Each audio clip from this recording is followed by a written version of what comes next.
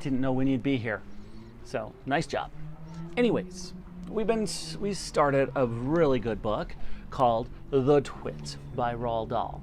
Now, I like to read in different spots. Today I'm reading outside in my yard, enjoying some of the sounds of nature and motorbikes going by. Always lovely, right? Well, find a place that you're comfortable. Maybe you're like me and you want to change it up all the time. Make it a habit, do it every day, and trust me, you'll be a better and better reader each and every time you read. But let's get started with chapters 6 through 10 of Roald Dahl's The Twits. Chapter 6, The Frog. To pay her back for the glass eye in his beer, Mr. Twit decided he would put a frog in Miss Twit's bed. He caught a big one down by the pond and carried it back secretly in a box. That night, when Miss Twit was in the bathroom getting ready for bed, Mr. Twit slipped the frog between the sheets. Then he got into his own bed and waited for the fun to begin. Miss Twit came back and climbed into her bed and put out the light. She lay there in the dark, scratching her tummy. Her tummy was itchy. Dirty old hags like her always have itchy tummies. Then all at once she felt something cold and slimy crawling over her feet. She screamed. "What's the matter with you?" Mr. Twit said. "Help!" screamed Miss Twit, bouncing about. "There's something in me bed." "I'll bet it's that giant skillywiggler I saw on the floor just now," said Mr. Twit. "That what?" screamed Miss Twit. "I tried to kill it, but it got away," Mr. Twit said. "It's got teeth like screwdrivers." "Help!" screamed Miss Twit. "Save me! It's all over my feet." "It'll bite your toes off," said Mr. Twit. Miss Twit fainted. Mr. Twit got out of bed and fetched a jug of cold water. He pulled the water over Miss Twit's head to revive her. The frog crawled up from under the sheets to get near the water. It started jumping about on the pillow. Frogs love water. This one was having a good time. When Miss Twit came to, the frog had just jumped onto her face. This is not a nice thing to happen to anyone in bed at night. She screamed again. "By golly, it's a giant skillywiggler," Mr. Twit said. "It'll bite off your nose." Miss Twit leaped out of bed and flew downstairs and spent the night on the sofa. The frog went to sleep on her pillow. Chapter 7, The Wormy Spaghetti. The next day, to pay Mr. Twit back for the frog trick, Miss Twit sneaked out into the garden and dug up some worms. She chose big, long ones and put them in a tin and carried the tin back to the house under her apron. At 1 o'clock, she cooked spaghetti for lunch, and she mixed the worms in with the spaghetti, but only on her husband's plate. The worms didn't show because everything was covered with tomato sauce and sprinkled with cheese. "Hurry! My spaghetti's moving!" cried Mr. Twit, poking around in it with his fork. "It's a new kind," Miss Twit said, taking a mouthful from her own plate, which was, of course, had no worms. "It's called squiggly spaghetti. It's delicious. Eat it up while it's nice and hot." Mr. Twit started eating, twisting the long tomato-covered strings around his fork and shoveling them into his mouth. Soon, there was tomato sauce all over his hairy chin. "It's not as good as the ordinary kind," he said, talking with his mouth full. "It's too squishy." "I find it very tasty," Miss Twit said. She was watching him from the other end of the table. It gave her great pleasure to watch him eating worms. "I find it rather bitter," said Mr. Twit. "It's got a distinctly bitter flavor. Buy the other kind next time." Miss Twit waited until Mr. Twit had eaten the whole plateful. And then she said, "You want to know why your spaghetti was squishy?"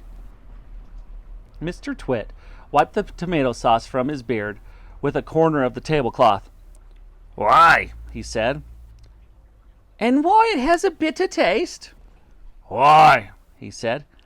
"Because it was worms!" cried Mrs. Twit, clapping her hands and stamping her feet on the floor and rocking with horrible laughter. Chapter 8, The Funny Walking Stick. To pay Miss Twit back for the worms in his spaghetti, Mr. Twit thought up a really clever, nasty trick. One night, when the old woman was asleep, he crept out of bed and took her walking stick downstairs to his workshop. There he stuck a tiny round piece of wood, no thicker than a penny, on to the bottom of the stick. This made the stick longer, but the difference was so small the next morning Miss Twit didn't notice it. The following night, Mr. Twit stuck on another tiny bit of wood. Every night, he crept downstairs and added an extra tiny thickness of wood to the end of the walking stick. He did it very neatly so that the little extra bits looked like part of the old stick. Gradually, but oh so gradually, Miss Twit's walking stick was getting longer and longer. Now when something is growing very slowly, it is impossible to notice it happening. You yourself, for example, are actually growing taller every day that goes by. But you wouldn't think it, would you? It's happening so slowly you can't even notice it from one week to the next. It was the same with Miss Twit's walking stick. It was all so slow and gradual that she didn't notice how long it was getting, even when it was halfway up to her shoulder. "That stick's too long for you," Mr. Twit said to her one day. "Why, so it is," Miss Twit said, looking at the stick. "I've had a feeling there was something wrong, but I couldn't for the life of me figure what it was." "Oh, there's something wrong, all right," Mr. Twit said, beginning to enjoy himself. "What can have happened?" Miss Twit said, staring at her old walking stick. "It must suddenly have grown longer." "Don't be a fool," Mr. Twit said. "How can a walking stick possibly grow longer? It's made of dead wood, isn't it? Dead wood can't grow." "Then what on earth has happened?" cried Miss Twit. "It's not the stick, it's you," said Mr. Twit, grinning horribly. "It's you that's getting shorter. I've been noticing it for some time now." "That's not true," cried Miss Twit. "You're shrinking, woman," said Mr. Twit. "It's not possible." "Oh, yes, it jolly well is," said Mr. Twit. "You're shrinking fast. You're shrinking dangerously fast. Why, you must have shrunk at least a foot in the last few days." "Never!" she cried. "Of course you have. Take a look at your stick, you old goat, and see how much you've shrunk in comparison. You've got the shrinks. That's what you've got. You've got the dreaded shrinks." Miss Twit began to feel so trembly she had to sit down. Chapter 9. Miss Twit has the shrinks. As soon as Miss Twit sat down, Mr. Twit pointed at her and shouted, "There you are! You're sitting in your old chair, and you've shrunk so much your feet aren't even touching the ground." Miss Twit looked down at her feet, and by golly, the man was right. Her feet were not touching the ground. Mr. Twit, you see, had been just as clever with the chair as he had with the walking stick.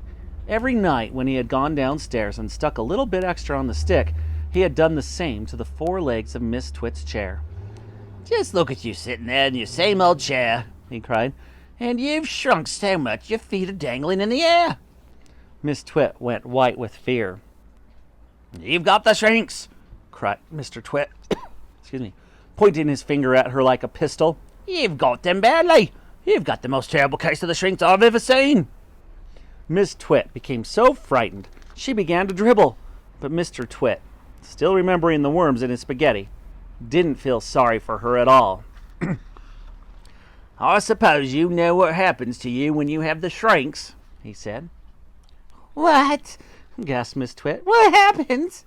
"Your head shrinks into your neck, and your neck shrinks into your body, and your body shrinks into your legs, and your legs shrink into your feet, and in the end, there's nothing left but a pair of shoes and a bundle of old clothes." "I can't bear it," cried Miss Twit. "It's a terrible disease," said Mr. Twit. "The worst in the world."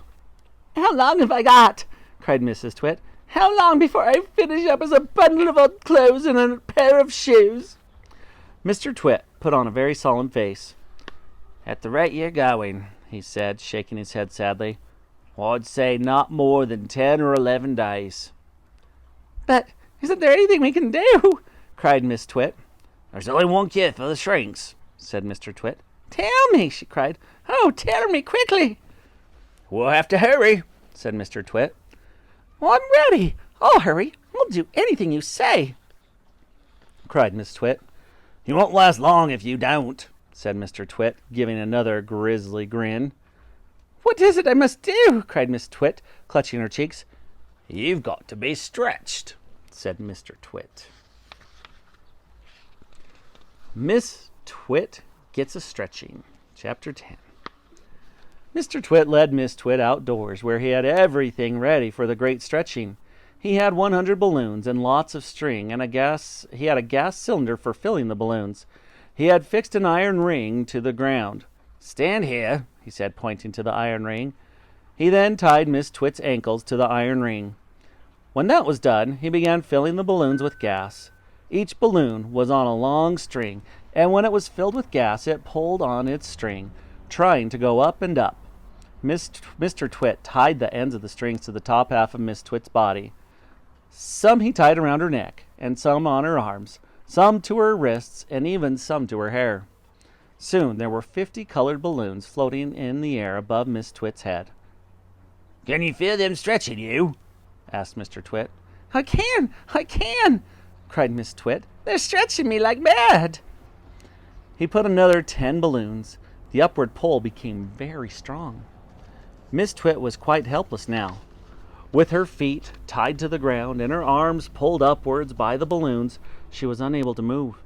She was a prisoner, and Mr. Twit had intended to go away and leave her like that for a couple of days and nights to teach her a lesson. In fact, he was just about to leave when Miss Twit opened her big mouth and said something silly. "Are you sure my feet are tied properly to the ground?" she gasped. "If those strings around my ankles break, it'll be goodbye for me." And that's what gave Mr. Twit his second nasty idea. What might it be? To find out, we'll have to be back tomorrow. Same bat time, same bat channel. All right, guys. Have a great rest of your day. Take some time, go outside, and enjoy some fresh air. Enjoy the birds flying by, and have a great rest of your day. We'll see you tomorrow. Make sure you click submit.